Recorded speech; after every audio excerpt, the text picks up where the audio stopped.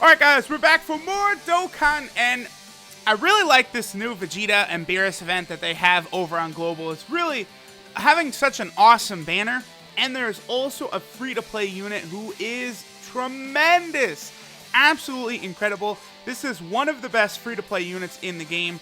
He starts out as this Vegeta who really is like Sasuke with the Eternal Mangekyo Sharingan. That shit is hilarious, man. Let's go ahead and awaken him. We're going to level him all the way up, and then what we're going to do is we're actually going to hop into an event. This guy is a really, really powerful unit, but I think, it's okay, let me kind of frame this in the proper sort of context here, right? If you decide to do this and go through and give him like full dupes and like 100% him or something along those lines, this guy becomes a very viable AGL option. I did see Mobile Man do some calculations on the Dokkan subreddit, and in it, he determined that if you don't have a team, like an AGL team full of rainbow units, and this guy is rainbowed, you can run him, and it would be, I want to be very hesitant whenever I use the word optimal, because a lot of people don't really understand, like, optimal, and when you bring it up too much, like, there's no such thing as most optimal or kind of optimal. It's a yes or no question. It's optimal or not. Like, if this guy's rainbowed and, you know, a bunch of your other, you know, Super AGL units are not rainbowed, then this guy is optimal.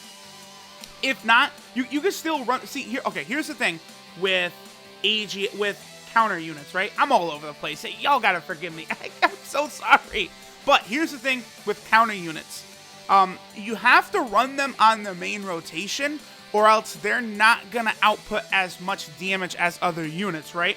Because the thing with counter units, they usually don't have just like a huge starting base like attack thing. Like, they don't have attack 100% or something like that. That's why the SDR Super Saiyan 2 Vegeta is so wild, is because he actually does. But even like the physical Super Vegetto over on GP, he slowly builds his attack up. He doesn't just start with it, because at that point, they'll do, you know, 2 million damage with an attack, and then they can counter for 400,000, 500,000, 400,000, a crit for 700,000. Like, it's absolutely just bananas.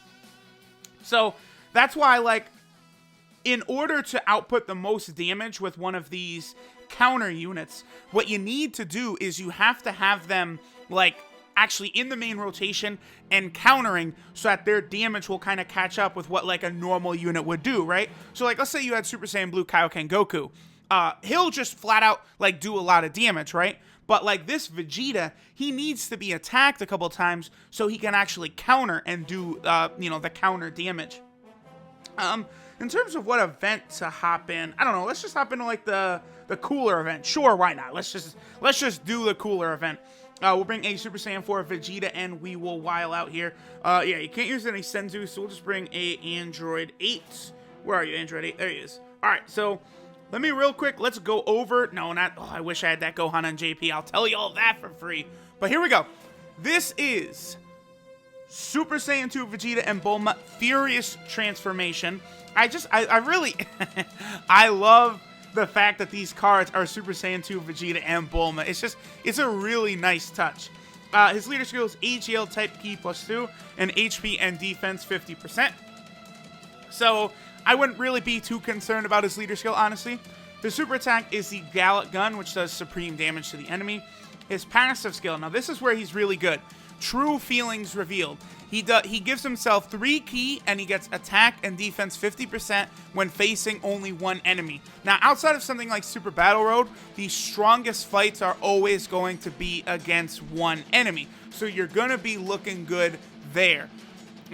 Obviously, you know, some events, right, like Mass Saiyan, or maybe like the original STR Omega event, you know, at certain points you are fighting multiple enemies, but for the most case, the toughest fights outside of Super Battle Road are only against one enemy, so as a restriction, it's not really that bad. Now, the second part of his passive, the counters with enormous power upon receiving normal attacks, that's the big thing. he will be able to counter and do a lot of damage in a short amount of time. Like, especially on an AGL team, this team is already going to be so defensive. You got Super Vegetto countering. You have this guy countering. The damage will be wild. This will be a really fun team to build. Again, these units, these countering units are really fun. I do wish they were over on JP. His links are Saiyan Warrior Race, Royal Lineage, Prodigies, Golden Warrior, Berserker, and Prepared for Battle. So his links are fine, I would say. I would probably prefer if he would have like one more attack link, like, I don't know, Super Saiyan. That's the worst, is that this Vegeta, for whatever reason, does not have Super Saiyan. I guess they really were concerned about giving a free-to-play unit like an attack link that would allow him to, you know, stack damage with counters and such. So, like, that part I do understand, but still, it's like, bruh, like, come on. We didn't need to do all that. So, we'll go ahead and hop into an event with this. Now, I was thinking about it. I haven't decided, but I may, like, 100% this guy for the culture. And, you know, we'll see how good he really can be. Because that is the thing with a unit like this is, you know, he'll be pretty good, but at Rainbow, that's where he'll be able to shine. The only problem, like, I always see people rainbowing, like, free-to-play units. The only problem with doing that is that another downfall of the potential system is that free-to-play units get less buffs from it than premium gacha units do. That, I think, is one mistake that they made. That's something that they honestly should, like, try and rectify, is that the free-to-play units, they should get the biggest buffs in the potential system, and units like Super Vegetto, Super Saiyan 4 Vegeta, they should get smaller buffs, because that, it just further increases the gap between the haves and the have-nots. And I know, obviously, you know, it's a mobile free-to-play game, a gacha game, that it's a business, but at the same time, like, you know, they need to give out more than they do. The other gacha games are so generous compared to Dokkan, and Dokkan is just kind of like, nah, nope.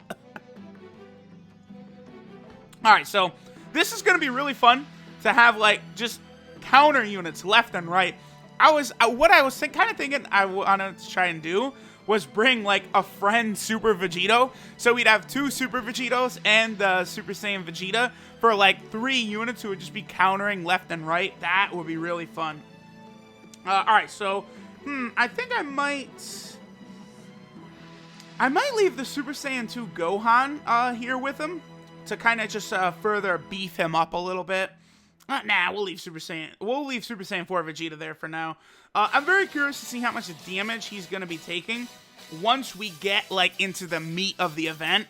I suspect his defense is going to be very, very bad, and he is going to take a lot of damage.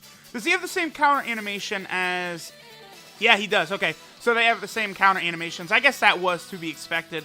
About 147,000 damage with his counter, which is fine, I guess. Again, you know, I think I will rainbow him.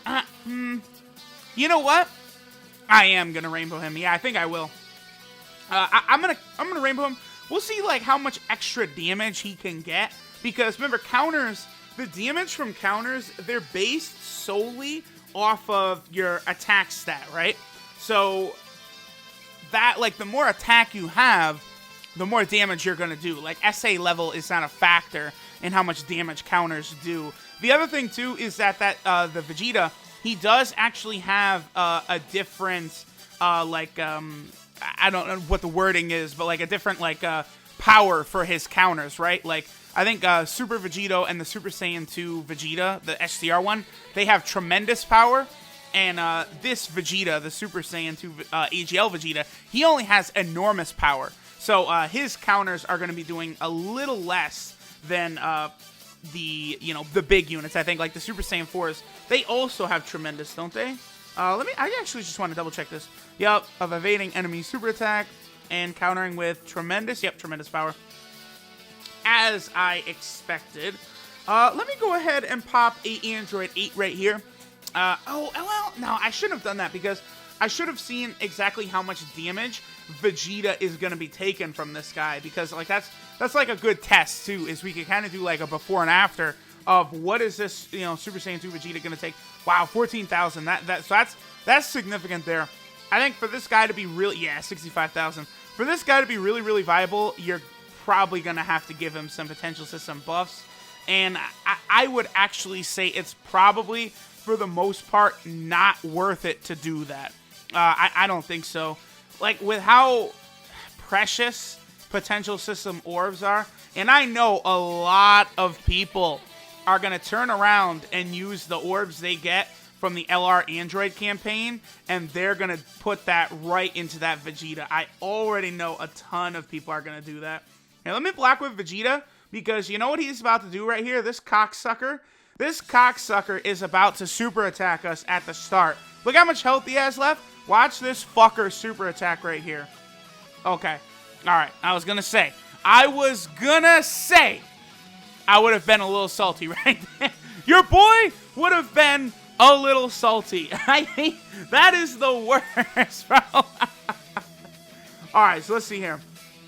Honestly, I would say I've already done my tests enough to know that Vegeta would get absolutely bodied beyond belief right here. So we don't even need to test how much damage he's going to take. It would have been a lot.